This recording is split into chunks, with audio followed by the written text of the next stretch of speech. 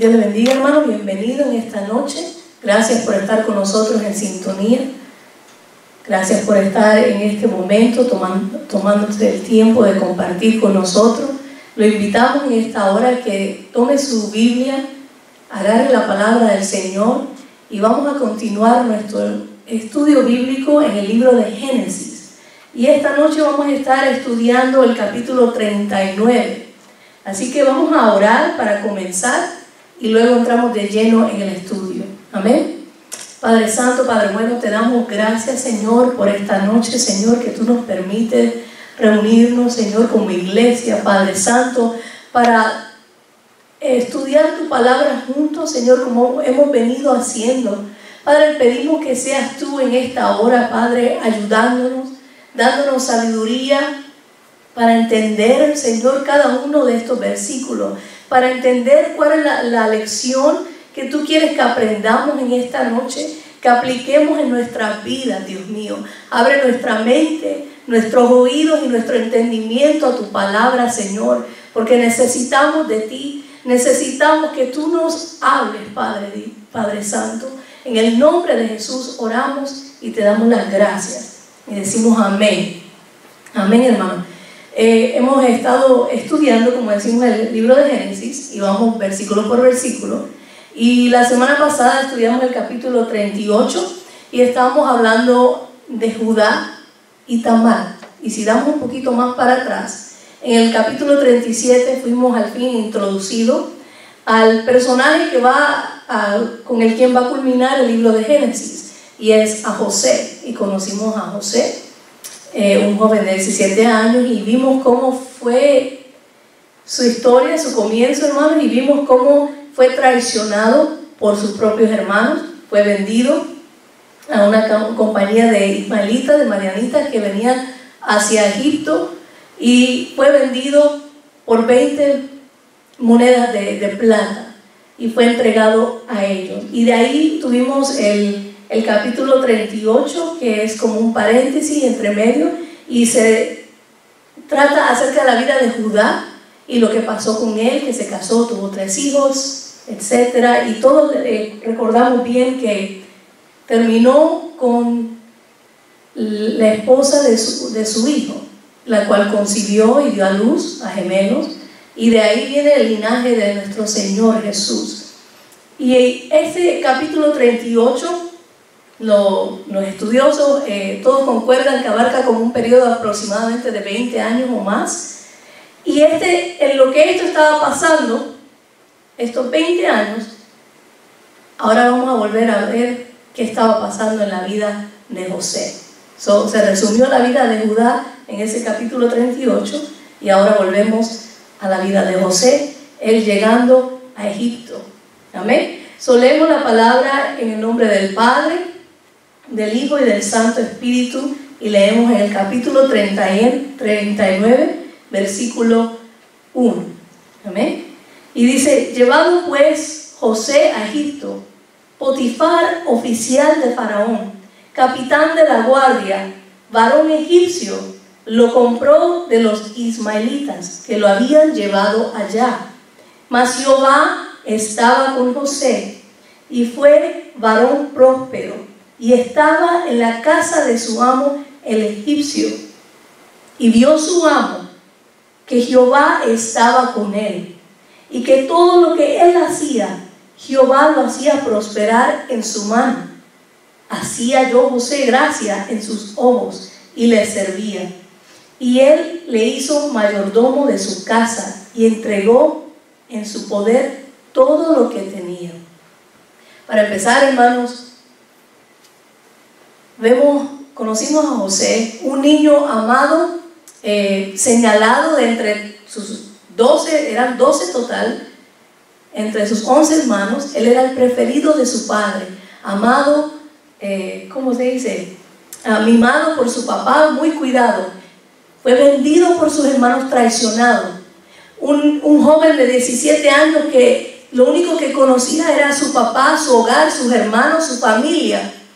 Ahora es llevado cautivo, amarrado, ¿no?, como esclavo a una nación, a un país extranjero que no conocía. y más aún la forma de ver que el resto de su vida vendría a ser un esclavo. Imagínese usted en el lugar de José, ¿qué correría por su mente? ¿Qué estuviera pasando por la mente de ese muchacho? Pensando, el resto de mi vida, ¿cuántos años vivían estos hombres en esa época, hermano? Ciento y pico, 140, 160 años. El resto de mi vida la pasaré como esclavo. Y a lo mejor la duda, los pensamientos que le vinieron a su mente, y los sueños, y el sueño que Dios me dio, y lo que yo recibí del Señor, la palabra, el sueño, la visión. ¿Y qué de eso? ¿Y por qué me traicionaron a mí? ¿Y por qué mis hermanos me hicieron tal cosa? El temor a lo mejor que sintió él, estos son todas inferencias, ¿no? Esto no lo dice la palabra, que él lo pensó o lo dijo. Pero nos imaginamos el estado de él, el pensamiento de lo que pudo haber sentido en ese entonces. Y lo ponen ahí, me imagino, con muchos más esclavos, ¿verdad? Y viene Potifar, el oficial del faraón, y va mirando a los esclavos a ver cuál de todo iba a seleccionar. Y el que le llamó la atención fue a José. Y es interesante, hermano, este hecho, porque obviamente los esclavos que habían ahí eran de todas las edades, y Potifar se llevó uno bueno, ¿verdad? Uno jovencito que a lo mejor pensó, a le falta largo camino, le puedo sacar mucho provecho, se ve joven, fuerte. Y ese fue el que seleccionó él. Mas no fue él, sino que ya Dios tenía un plan, que ese era el lugar donde tenía que llegar José. Ese era su destino. Y Potifar, un hombre egipcio al fin, pagano. Como sabemos, en egipcio los dioses eran demasiados: el del sol, la luna, el del río, el de los animales, para todo tenían dioses, hermano. Y vemos que José, estando en la casa de su amo, su nuevo amo Potifar, dice que Jehová estaba con él y fue varón próspero. Y vale la pregunta, es cómo un esclavo viene a ser próspero, si es esclavo, ¿no? Pero la prosperidad era la que Dios le estaba dando en su alma, en su corazón, en medio de esta situación, en medio de la esclavitud, de él estando esclavo, bajo el dominio de otra persona. José daba lo mejor de sí. En el versículo 3 dice que vio su amo que Jehová estaba con él, y que todo lo que él hacía, Jehová lo hacía prosperar.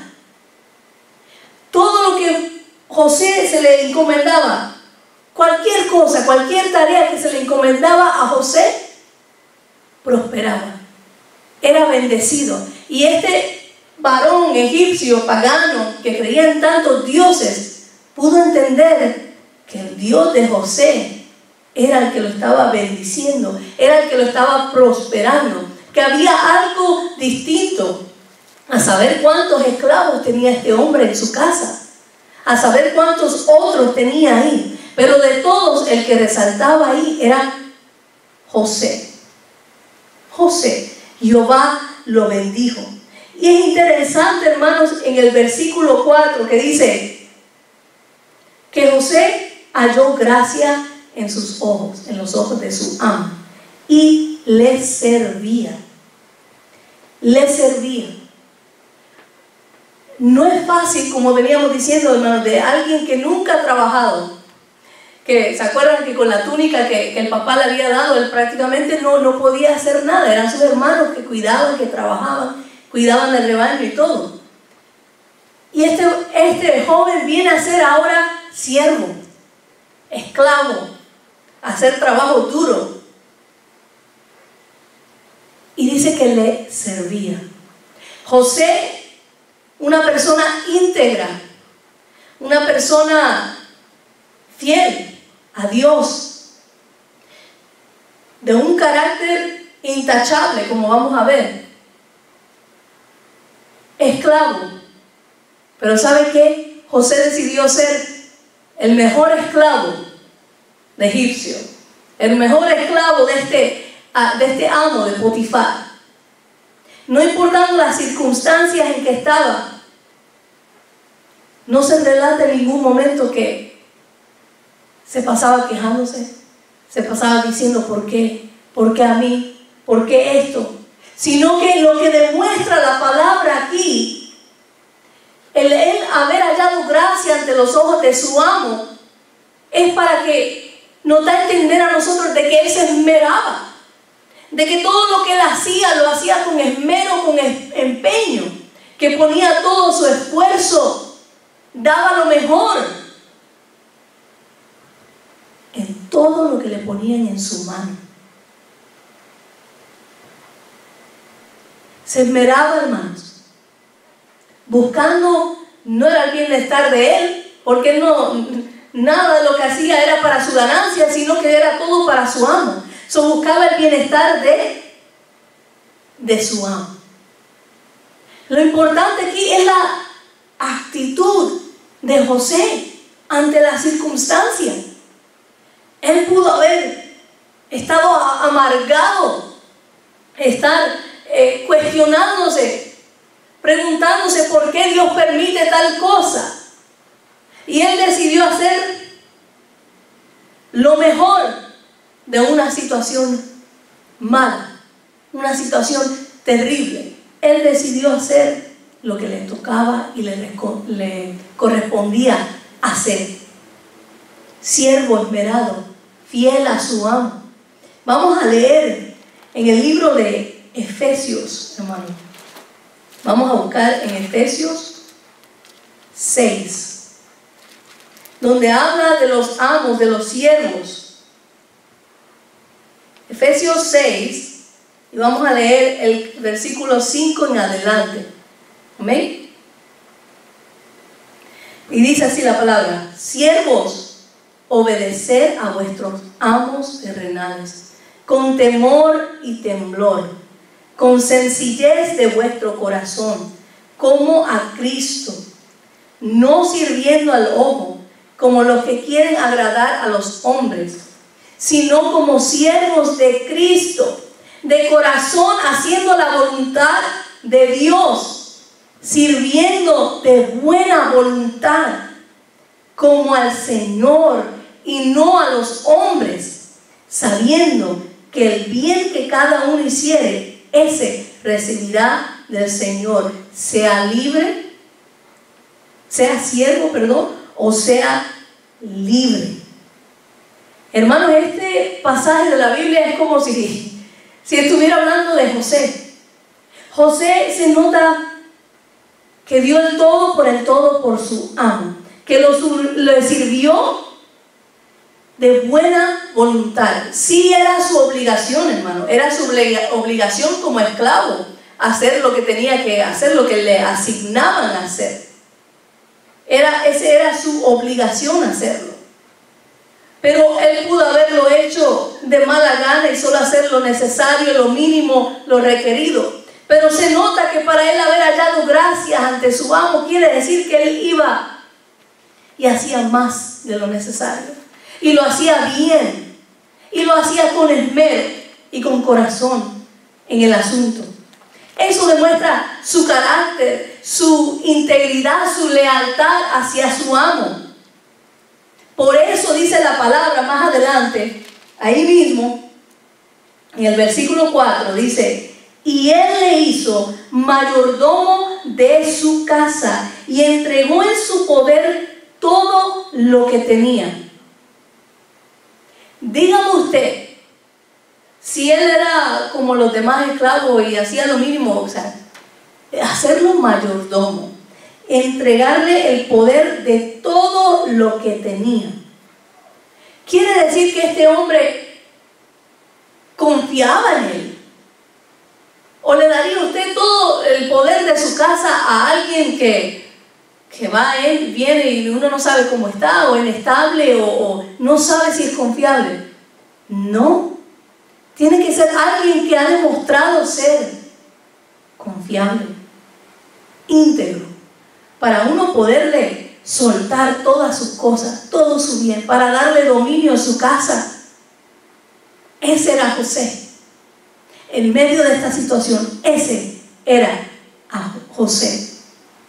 ¿No le darías tú a un desconocido dominio de tus cosas? ¿No le darías tú a alguien tus finanzas, para que te manejes tus finanzas, a alguien que no puede manejar bien la limpieza de aquí, o algo tan sencillo? No, tiene que ser alguien que ha demostrado ser fiel. Es como la parábola de los talentos, ¿no? Que le dio a cada uno talentos, y cuando lo multiplicó en doble, y le dijo: buen siervo fiel, en lo poco has sido fiel, sobre lo mucho te pondré. ¿Y qué pasó con José? Con cada tarea, con cada obligación, con cada asignación que le dieron, él cumplió fiel. ¿Y qué pasó? Lo ascendió. Potifar lo ascendió, le dio una posición más alta, con más responsabilidades en su casa. Le depositó en él confianza. Le dio autoridad de las cosas de su casa. Veamos el versículo 5. Dice: y aconteció que desde cuando le dio el encargo de su casa y de todo lo que tenía, Jehová bendijo la casa del egipcio a causa de José. Y la bendición de Jehová estaba sobre todo lo que tenía, así en casa como en el campo. Gloria a Dios, hermanos. Cuando hay un hijo de Dios, cuando hay alguien que teme al Señor, cuando hay alguien obediente, fiel, íntegro al Señor en un lugar, en una casa, en un trabajo, en un oficio, en cualquier lugar, Dios bendice. No por los que están ahí, sino por ese justo que está ahí, por ese siervo del Señor que está ahí. Potifar recibió bendición porque José estaba en su casa. Fue prosperado, no por él, sino porque José estaba ahí, porque Dios lo prosperó por José. ¿Se acuerdan de Labán y Jacob?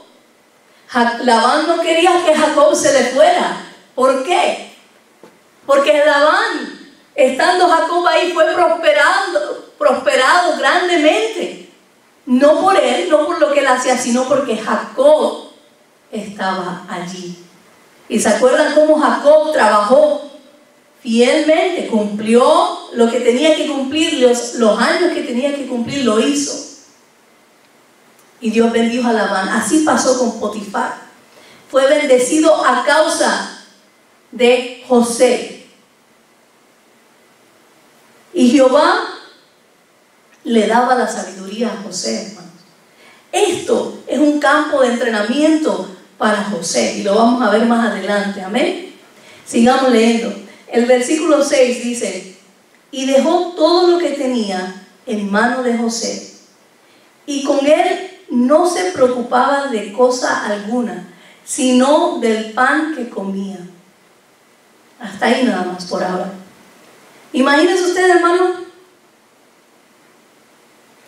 que él estaba tan confiado en José que no se preocupaba de nada de su casa. No tenía ninguna preocupación de lo que pasaba ahí. Él sabía que lo había dejado en buenas manos. Sabía que José tenía todo bajo control. De lo único que se preocupaba él era de lo que iba a comer. Imagínense ustedes si usted pudiera hacer eso, que le dé a alguien usted todo, sus llaves, su casa, sus finanzas, su chequera, todo lo que tiene, ¿verdad?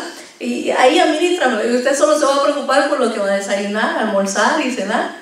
Qué galán sería, ¿verdad?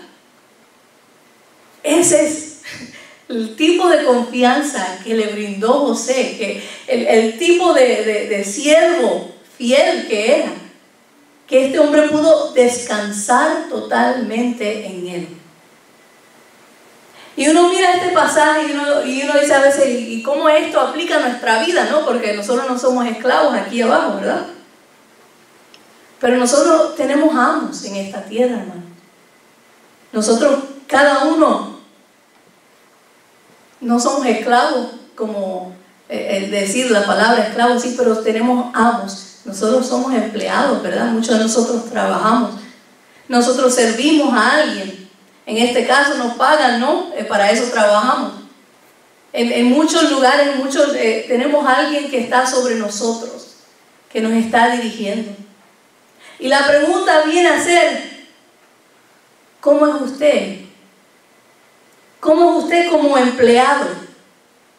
Y algunos dirán, no, pero yo soy jefe de mi compañía, yo soy mi propio dueño, nadie a mí me manda, yo decido lo que hago. Sí, pero usted le brinda un servicio a alguien.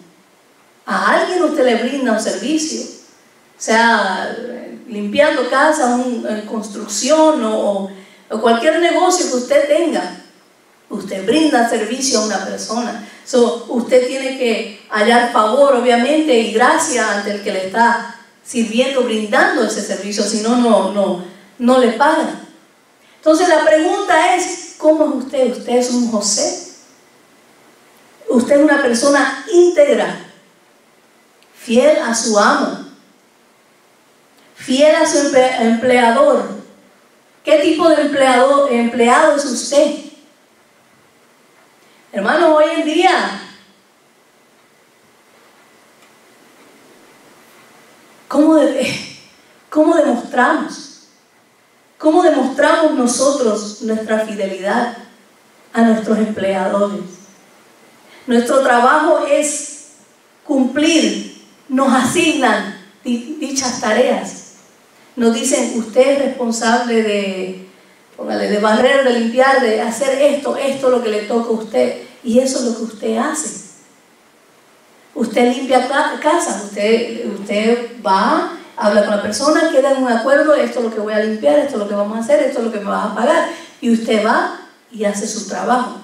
¿Y qué espera la persona que le va a pagar? De que usted va a cumplir, de que usted va a hacer todo lo que acordaron, ¿verdad?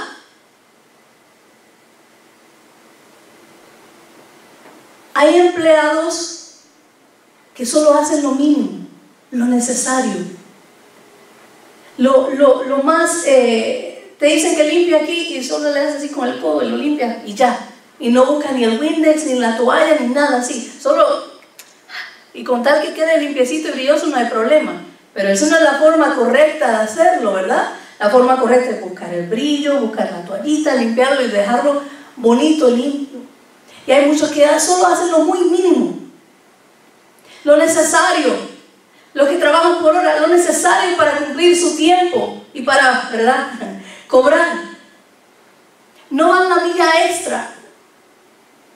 Y nosotros, como cristianos, hermanos, debemos dar el ejemplo en cualquier lugar. No es solo aquí en la casa del Señor, no es solo aquí del privilegio que le han dado a usted. O sea, usted sirve al mismo Dios aquí, afuera, en la tienda, donde quiera que usted es el mismo Señor. Y debemos de ser ejemplos donde quiera que vayamos. Debemos de ser bendición donde quiera que vayamos. Debemos de servir a nuestros amos como si fuera nuestro Señor. Debemos dar el todo por ellos. Ir lo que dice la milla extra, ¿verdad? Dar lo mejor de nosotros. Tratar si no hay nada que hacer, buscar en qué nos vamos a ocupar. No sentarse y recostarse. Si no sabe qué más hacer, hermano, pregunte qué hacer. ¿Qué hacemos? ¿Qué buscar? A esmerarse, hermano. Si falta algo, buscar la forma de resolver. ¿Usted cree que Potifar se preocupaba? Potifar confiaba totalmente en José. Si algo faltaba, él sabía que José lo iba a resolver, iba a buscar la solución. Sabía que José no iba a estar entrando tarde, saliéndose temprano, buscar cualquier excusa para llamar, no puedo llegar hoy, algo me pasó. Era que le confió esta tarea. Y él sabía que esa tarea iba a cumplirse, se iba a hacer, se iba a lograr. Descansar en él. ¿Cómo somos tú y yo en nuestro trabajo? ¿Cómo somos? Si verdaderamente somos íntegros y trabajamos como para nuestro Señor, daremos lo mejor de nosotros, no por esto, sino porque daremos lo mejor de nosotros como si fuéramos trabajando para nuestro Señor, dando lo mejor. Y al estar nosotros ahí, ese trabajo, ese empleador, todos los que están alrededor llegan a ser ¿qué? Bendecidos como Potifar y su casa, bendecidos y prosperados por el Señor, porque está un siervo de Dios ahí. Si usted se le dedica, le dan algo que hacer, tómelo en sus manos, haga lo mejor que tenga que hacer. Dios lo va a ayudar. Y hermanos, así José, su carácter, su persona se va revelando poco a poco. Una persona que halló gracia en los ojos de él. Y no solo eso, hermano, dice en el versículo 6, ahí la última parte del versículo, dice: y era José de hermoso semblante y bella presencia. Fíjense bien, hermanos, que era un joven, sabemos, jovencito, ya 17, 18 por ahí, guapo, pero lo que resalta aquí era bella presencia. O sea que no era solo su físico lo bonito, sino que es su espíritu, su persona. ¿Ha estado usted alguna vez con personas o familiares o amigos o lo que sea que usted dice que me gusta compartir con ellos, me gusta estar con ellos, que me siento a gusto, tranquilo? Su personalidad, una paz que tienen, su forma de hablar, uno lo ve y es una bella presencia, una bella persona. Así era José. Bella presencia, atractivo. Tan atractivo que le llamó la atención a la mujer de Potifar. Fíjense bien, hermano, que cuando una persona es íntegra y busca agradar al Señor y busca honrarle aún en medio de estas circunstancias, siendo un siervo esclavo, en medio de eso él busca hacer todo correcto, by the book, como dicen, correcto ante el Señor. El enemigo está viendo, el enemigo está mirando y dice: no, hay que buscar la forma de hacerlo caer, hay que buscar la forma de tentarlo, de tumbarlo. Y eso es precisamente lo que hace Satanás en este momento. Esta mujer de Potifar también le llamó la atención la personalidad de José, pero con otro, ¿verdad? Con otro sentido. En el versículo 7 leemos, y dice: aconteció después de esto que la mujer de su amo puso sus ojos en José y dijo: duerme conmigo. La mujer, descaradamente, ¿verdad? Abiertamente ofrecida, seductora, va directo al grano. Le atrajo José y quería estar con él. Quería estar con él en intimidad.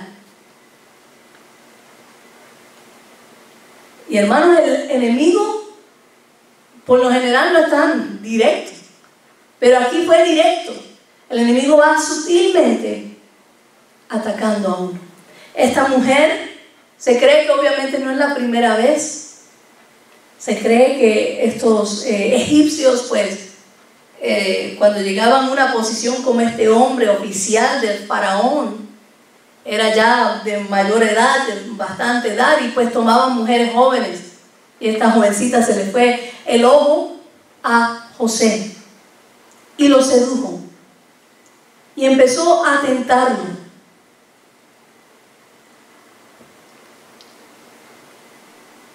Y José rehusó la oferta. José no quería nada que ver. En el versículo 8 dice: y él no quiso, y dijo a la mujer de su amo: he aquí que mi señor, no se preocupa conmigo de lo que hay en casa, y ha puesto en mi mano todo lo que tiene. No hay otro mayor que yo en esta casa, y ninguna cosa me has reservado sino a ti, por cuanto tú eres su mujer.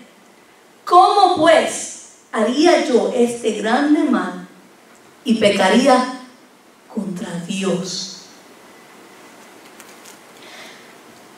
Acuérdense la edad de este joven, en una edad en que las hormonas están alteradas, que este joven no ha conocido mujer, estaba en la casa de su padre, viene aquí a un lugar lejos de su casa.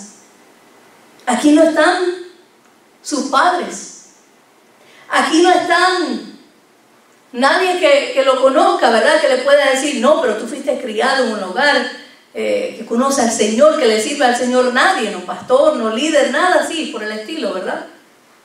Nadie. Está en un lugar pagano, sumamente pagano, donde estas prácticas de adulterio, fornicación, estas lascivias, estos actos sexuales era normal, que era normal, corriente de la época, del lugar.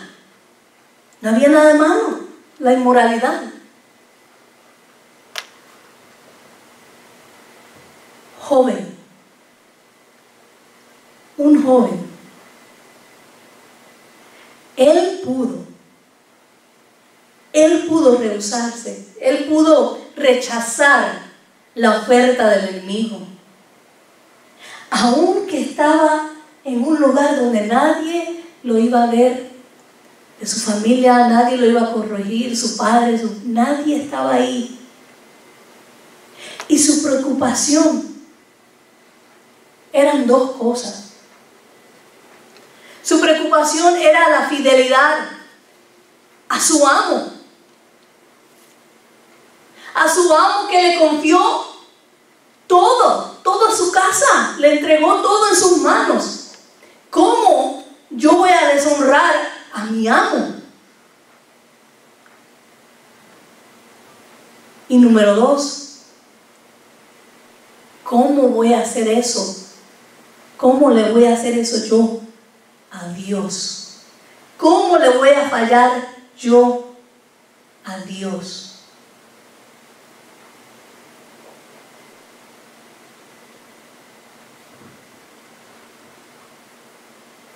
¿Cómo un joven pudo resistir tal tentación?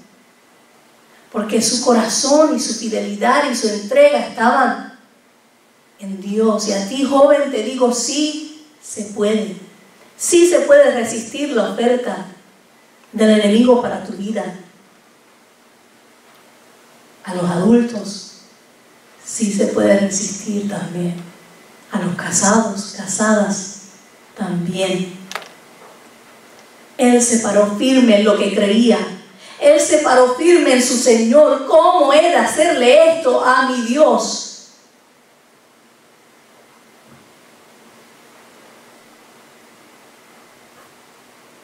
La oferta le llegó. Él no la buscó, hermano. Él no anduvo buscando, él no anduvo mirando, deseando, codiciando, no. Se la pusieron así en las manos. Aquí estoy. Y hermanos, eso nos pasa a nosotros. Eso pasa a nosotros también. Llegan las ofertas. Nos llaman. Nos textean. No, nos aparecen en Facebook, en el Messenger, de momento, de personas que a lo mejor hace años no vemos, o a un conocido. Pero ahí te llegan la oferta, ahí te llaman y te buscan y empiezan. Bien sutilmente, ¿cómo está? Tanto tiempo, ¿cómo te va? Bien, bien liviano, bien sutil. Hasta que sigue progresando y progresando. Llegan. A veces uno está solamente viendo, ¿verdad?, en el teléfono y le aparecen cosas que uno no andaba buscando, hermano. Pero es el enemigo que lo pone ahí para tentarnos, para hacernos caer. Y nosotros sabemos que es el enemigo. La pregunta es, ¿qué hacemos? ¿Qué haces? ¿Qué haces tú? ¿Qué hago yo? ¿Qué haces cuando te llegan esos mensajes? ¿Qué haces cuando te aparece eso que no tienes que ver? ¿O acaso eres tú que lo estás buscando? ¿Qué hacemos, hermano? José nada hizo, no buscó, sino que le llegó. Pero su reacción fue la correcta. No quiero por mi Dios. Pero esta mujer, tal y como el enemigo, hermano, tú pudiste haber vencido la tentación hoy. Hoy te llegó la prueba, la tentación, y tú la pudiste haber vencido. Y tú pudiste haber salido bien. No lo voy a hacer. Pero el enemigo no se va a quedar así. El enemigo no se va a quedar quieto. Va a seguir insistiendo. Va a seguir buscando cualquier oportunidad para hacerte caer. Él sabe tu debilidad, Él conoce mi debilidad. Él sabe lo que te llama la atención. Y sabe cómo llegarte. Abre tus oídos, abre tus ojos, está atento. Conoce las maquinaciones del enemigo. Mira esta mujer. Versículo 10. Hablando ella a José cada día, hermano, y no escuchándola a él para acostarse al lado de ella, para estar con ella. Aconteció que entrando él un día en casa para hacer su oficio, y no había nadie de la casa allí. Párense ahí. Esta mujer, ahí como la gotita, ¿verdad?, que va cayendo, ¿okay?, pensando que a lo mejor algún día va a caer, algún día va a decir que sí. Y ahí está insistiendo. Hay tantas personas, hermanos, que lo pueden testificar, ¿verdad? Que tanto ahí estuvo que hasta que cayeron. Tanta fue la insistencia y tanto fue el susurro del enemigo, y tanto fue que hasta que cayeron. Ella no se dio por vencida, el Satanás no se da por vencido y va a seguir. ¿Podrás tú resistir día tras día, decir que no? ¿Podrás decir que no vez tras vez? ¿O te vas a rendir a la tercera, la vencida? Pues yo no tengo la culpa, a mí se me están ofreciendo, a mí me andan buscando. Yo soy hombre, yo soy mujer, o estoy necesitada, o mi esposo o mi esposa no me atiende. ¿Y qué tiene? ¿Puedes resistir o no? La respuesta es sí. Sí puedes resistir, porque así lo dice la palabra, que Dios no nos ha dado, no nos deja ser tentado más allá de lo que nosotros podemos resistir. Eso quiere decir que cuando venga esa tentación, esa prueba, cuando tú la veas delante de ti, tienes que saber que Dios dice que tú la puedes vencer. Porque si no, no la hubiera permitido llegar a ti. La permitió porque sabe que tú la puedes vencer. Ahora está en ti, está en mí, si la resistimos o no.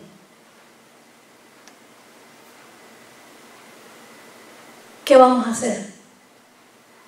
¿Sabe cuál es el problema, hermanos? Que jugamos. Nos ponemos a jugar.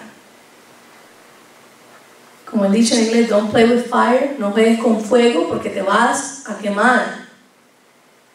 Es como quererse acercar a un barranco, ¿verdad? A un cliff así, y estar y ver cuán cerca puedes llegar así para ver hasta dónde llega y seguir acercándose. Ten cuidado, porque si te acercas mucho te puedes ir de paso. No juegues con fuego, te vas a quemar. Así hay muchos que dicen, ¿qué tiene de malo? Solo estamos hablando, solo estamos texteando, no hay nada de malo en eso. Entonces, es mi amigo, es mi amiga del trabajo.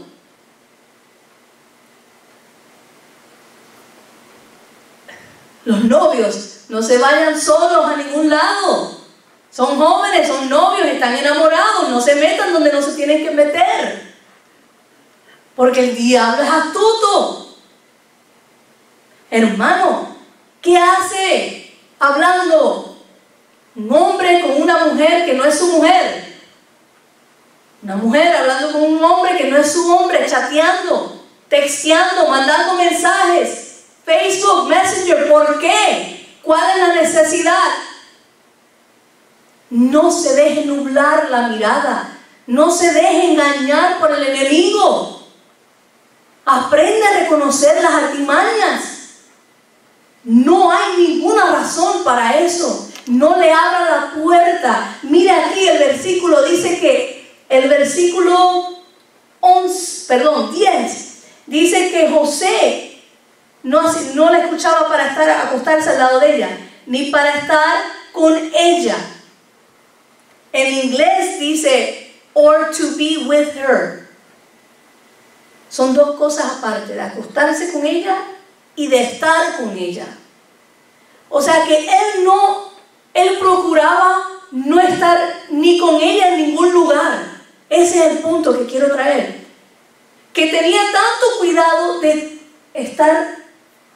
no quedarse sola en ningún lugar con ella sola. De cuidarse de no estar a solas con ella.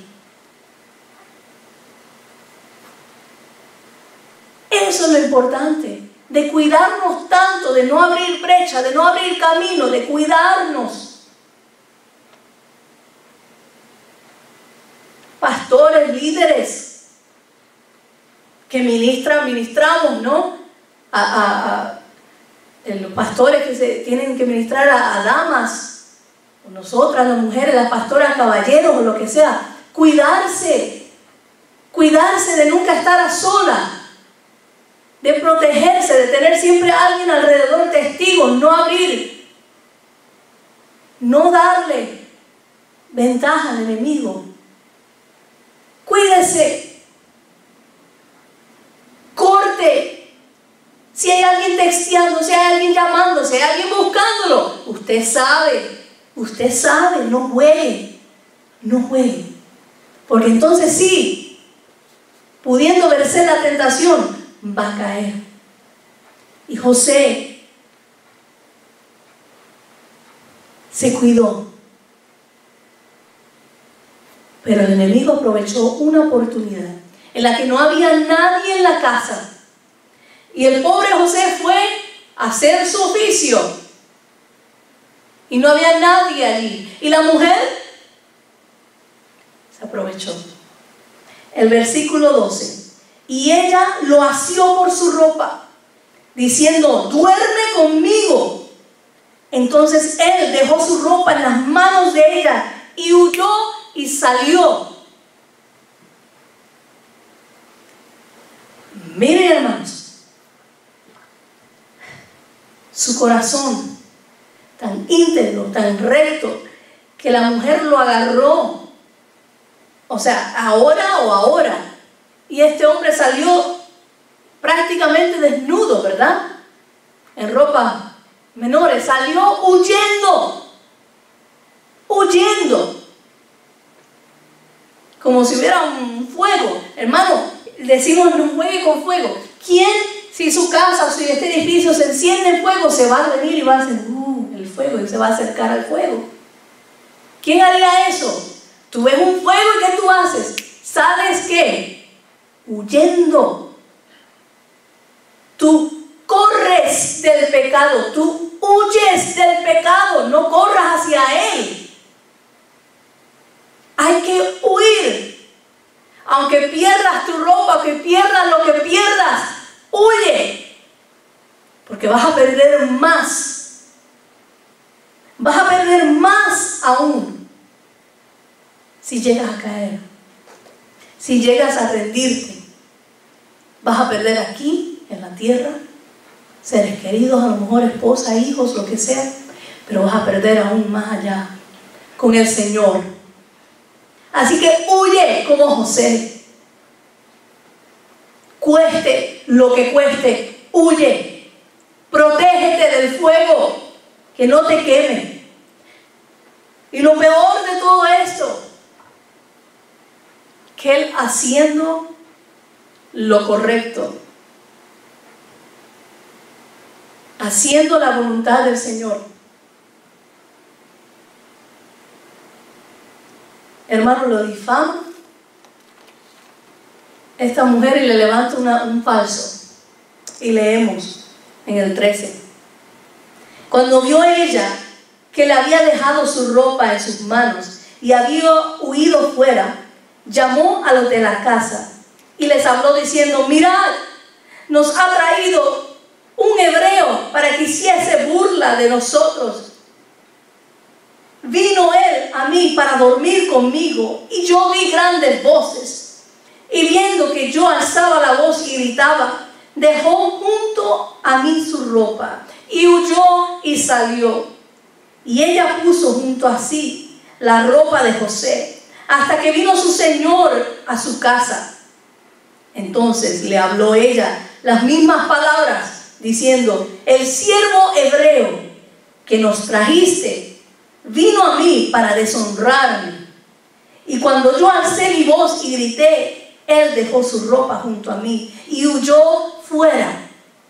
Y sucedió que cuando oyó el amo de José las palabras de su mujer, que su mujer le hablaba, diciendo: así me ha tratado tu siervo, se encendió su furor.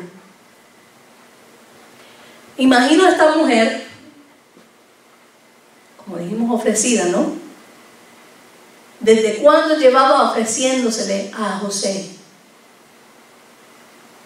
Me imagino el orgullo de esta mujer cuando dolido estaba. Estaba resentida, se sentía rechazada. Que este esclavo, este hebreo me va a decir que no a mí, a la mujer de Potifar. Estaba herida su orgullo y le levantó un falso y lo acusó. Y lo acusó de violar, quererla violar, de deshonrarla.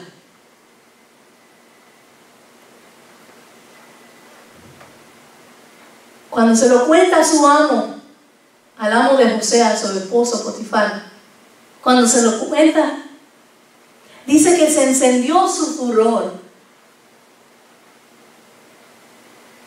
Pero la pregunta es, ¿con quién se enojó Potifar? ¿Fue con ella o fue con José? Y es muy posible que su furor era más con ella que con él. Y eso lo vemos en el 20, hermano. Porque dice: y tomó su amo a José y lo puso en la cárcel donde estaban los presos del rey, y estuvo allí en la cárcel. Potifar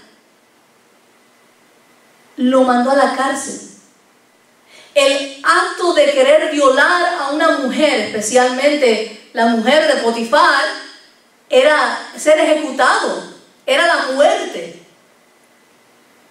Entonces, ¿por qué lo mandó a la cárcel? ¿Por qué no lo mató? Obviamente Dios, en su infinita gracia, Dios tiene el control de todas las cosas y ese no era el plan de Dios. Dios no lo permitió. Pero también se cree que esta mujer no era la primera vez y Potifar conocía a su mujer y sabía de qué patita cojeaba, ¿no? Y más coraje le dio que por culpa de ella tenía que salirse, deshacerse de José, que no le creía a ella. Me imagino a José diciéndole: yo no hice nada, yo soy inocente, gritándole. Me lo imagino diciendo: yo no he hecho nada, yo salí. Ella trató de seducirme. Y Potifar pensando: ¿cuál de los dos? Y José ha sido fiel, ha sido justo, le dejó todo en sus manos y él ha sido justo con todas las cosas. Me imagino la duda de él sobre su mujer y creerle más a un siervo, a un esclavo. Por eso no lo mandó a matar, sino que lo metió en una cárcel. Ahora imagínese usted siendo José, siendo acusado de algo que usted no hizo, queriendo hacer lo recto delante del Señor, de obedecer al Señor, de negarse a sí mismo, a sus pasiones, de decirle que no a una oferta así, y que aún así te acusen y que te manden a una cárcel. Y no estamos hablando de las cárceles de hoy en día donde te dan buena comida, te tienen y tienes tu camita y tu baño y todo. No, estamos hablando de las cárceles antiguas, terribles, hermano. ¿Cómo reaccionarías tú? Tras de que te venden, eres esclavo en una casa y ahora vas preso a una cárcel sin haber hecho nada. Cualquiera dice: me rindo, hasta aquí. O sea, ¿para qué? ¿Para qué voy a seguir insistiendo? ¿Para qué voy a seguir tratando? Señor, mejor quítame la vida, llévame de aquí. ¿Por qué, Señor? ¿Por qué permites estas cosas en mi vida? ¿Qué he hecho yo, Señor? ¿En qué te fallé? Mejor me hubiera acostado con ella y por lo menos voy a la cárcel con razón. O sea, le pasa a uno por la mente, ¿no? Pero ¿sabes qué? Aún en medio de todo, José siguió siendo íntegro, fiel al Señor. Y el Señor lo siguió poniendo en gracia ante todos. Leemos el 21 en adelante. Dice: pero Jehová estaba con José y le extendió su misericordia y le dio gracia en los ojos del jefe de la cárcel. Y el jefe de la cárcel entregó en mano de José el cuidado de todos los presos que había en aquella prisión. Todo lo que se hacía allí, él lo hacía. No necesitaba atender el jefe de la cárcel cosa alguna de las que estaban al cuidado de José, porque Jehová estaba con José. Y lo que él hacía, Jehová lo prosperaba. Santo es el Señor. Hermano, eso te demuestra a ti, me demuestra a mí, que José siguió siendo fiel a su Señor. Señor, me toca cárcel ahora. Aquí estamos. Voy a ser el mejor preso. El mejor preso de esta cárcel voy a ser yo. Tú sabes por qué. Y Jehová no lo abandonó. Jehová estaba con él. José sabía que Jehová estaba con él. Jehová lo puso en gracia ante el jefe de la cárcel. Lo dejaron encargado de todo allí. Todo en sus manos. En una cárcel, pero él estaba en control, lo tenía en su mano. porque no era José, sino que era Dios, era Jehová a través de él. Y hermano, uno se pregunta, ¿verdad? ¿Por qué Dios permite tanto sufrimiento a este joven? ¿Por qué él no ha hecho nada? Es un proceso de aprendizaje. Es un proceso que es necesario que él pase, de formación, de dependencia total en el Señor, no en él, no en sus méritos, en Dios. Y fíjense bien qué interesante, hermano. Fue llevado a la casa de Potifar y fue puesto mayordomo. Él administró todas las cosas de Potifar. Fue llevado a la cárcel, fue puesto por encima de todo y estaba ¿qué? Administrando también en la cárcel. Cuando veamos más adelante, cuando al fin sacado de la cárcel, ¿qué va a hacer José? El segundo después de Faraón. ¿Y va a hacer qué? Administrar a todo Egipto. No la casa de Potifar, no la cárcel, a todo Egipto. Y no solo administrarlo efectivamente, que por medio de él iban a recolectar lo necesario para alimentar a todo ese país por 7 años más. Eso era necesario pasar por esto para él adquirir, ¿cómo se dice?, las cualidades necesarias para llegar a administrar a Egipto. Pero eso no lo podemos ver aquí, ¿verdad? Uno se ciega, nos cegamos en el momento de la prueba, de la desesperación, nos cegamos con lo que está pasando y gritamos, ¿por qué? Cuando debemos de gritar, ¿para qué, Señor? ¿Qué es lo que tengo que aprender? ¿Qué es lo que tengo que sacar de esto? ¿Cuál es el provecho para mi vida de esta situación?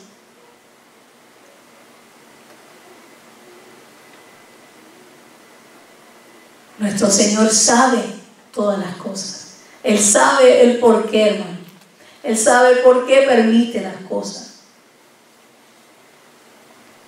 Es necesario que tú y yo aprendamos a dar gracias por lo bueno, por lo malo, y no preguntar tanto por qué, sino decir para qué, Dios mío. Y en este relato, hermano, José pudo vencer la tentación, aunque no fue la paga de su victoria, no se ve muy linda, pero al final sí lo va a hacer. Él pudo vencer la tentación, y como dijimos, tú también, tú y yo podemos resistir.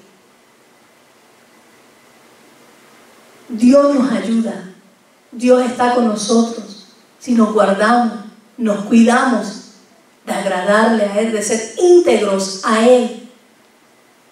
Hay muchas cosas que podemos modelar aquí de la vida de José, de guardarnos para nuestro Señor. Y si por alguna razón tú has caído, si ya tú caíste en la tentación, te digo que Dios es grande en misericordia, grande en amor. Y si tú vienes a Él humillado y arrepentido de todo corazón, Él te levanta, Él te restaura, Él te perdona. Pero apártate del mal y no sigas ahí, para que Él pueda hacer su obra en ti. Dios nos ama con un amor que no hay palabras de explicar, no hay palabras suficientes para explicar. Incomparable, comprensible, hermano. Y Él es justo. Así que, hermanos, oremos, damos gracias a Dios por este momento, porque Él nos enseña grandes lecciones a través de su palabra, a través de sus siervos en la historia. Amén. Padre Santo, Padre bueno, gracias, Señor, porque tu palabra, Señor, es viva y eficaz. Tu palabra, Señor, no pasa de tiempo, Señor. Y estos relatos de la vida de estos hombres, Señor, aún se aplican en la vida de hoy, Dios mío. Tienen aplicaciones en nuestro diario vivir, Señor Jesús.